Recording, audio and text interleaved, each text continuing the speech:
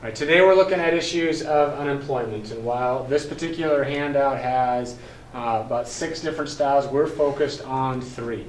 Generally speaking, kind of start with 3 styles of unemployment. There's structural, there's cyclical, and there's frictional.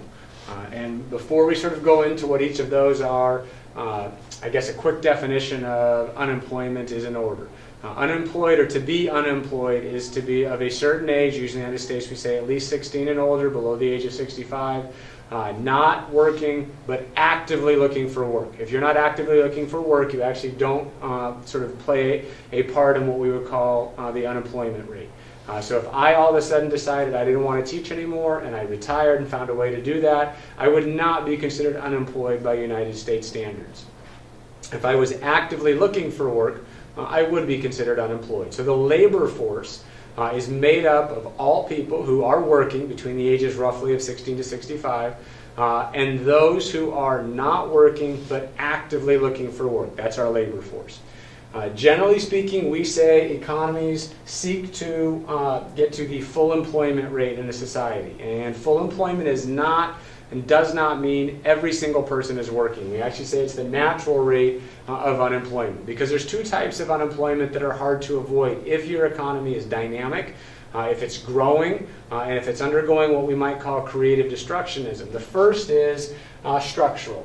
Structural are people who are unemployed. If you are structurally unemployed, you're an individual who's unemployed and your skills aren't necessary anymore. So I've used this example in class a few times, but we don't have a whole lot of people who are horse and buggy makers, horse and buggy operators. The car sort of took that away. We don't have a lot of travel agents anymore.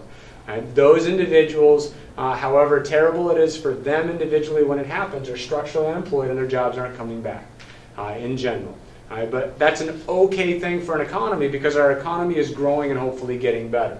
Another type that is generally considered okay is frictional, people who are between jobs. If you want a dynamic economy and you want to grow, you want people to go find jobs that suit their skills and give them utility.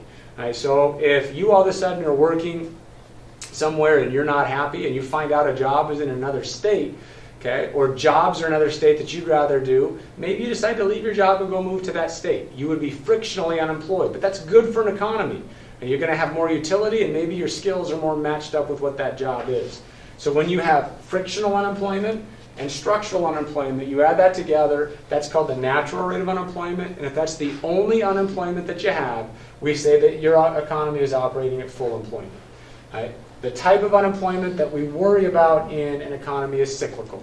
Cyclical is the downturn in a business cycle, especially when your economy is below its potential output. When it's below potential GDP and you are in recession, 2 straight quarters of negative GDP, you have cyclical unemployment. And those are jobs meaning that are when you're unemployed in those jobs. Those jobs will probably come back, but they may not come back for a while. And what they essentially mean is that your economy is in recession. Your economy is in trouble. It's not operating at its production possibility frontier. A couple other terms that you're going to want to pay attention to are discouraged workers.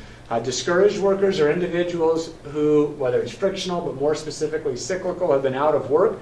They are looking for work, but they can't find a job and eventually they give up. So they would like to at some point have been considered part of the unemployment rate, but because the job market was so difficult, because they kept getting turned down, whatever it is, they became discouraged, and that meant that they weren't actively looking for a job anymore. And that generally means when you have discouraged workers, and there are usually those in society, that your unemployment rate is a little bit less than it actually is. And then the last one that you want to avoid is underemployment. Hopefully in an economy you want things, and I think I've used the word a few times, to be dynamic. You want people maybe frictionally to be between jobs so they can eventually find the skills that match up with what they can best do. You don't want individuals who have spent a lot of time in school studying to be an engineer to not utilize those skills, to be underemployed. Those are 2 types of employment sort of vocab terms that you want to be aware of. Once again, thank you for listening, and keep your opportunity cost high, but your expectations low.